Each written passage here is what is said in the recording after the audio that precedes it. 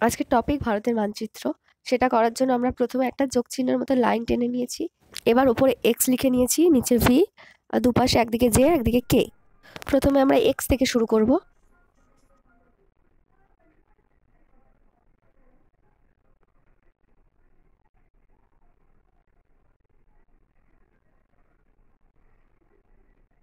একটা জিনিস সবাই লক্ষ্য করবে, লাইনগুলো কিন্তু সোজা হবে না, বেঁকা বেঁকা হবে, হালকা কাঁপিয়ে কাঁপিয়ে করা হবে। এরপর চলে যাব জেতে। জেতে আমরা 3টে ফোল্ড দেবো। প্রথমে একটা হয়ে গেছে, দুটো হয়ে গেল, 3 নম্বর হয়ে গেল। এবার আমরা সোজা লাইনটা ভিতে জুড়ে দেবো।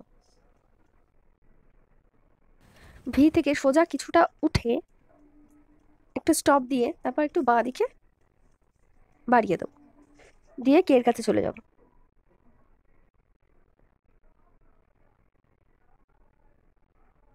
এরপর আবার আমরা এক্সে চলে যাব, সেখান থেকে সোজা কেতে চলে আসবো, হালকা মেকিয়ে মেকিয়ে কেতে চলে আসবো।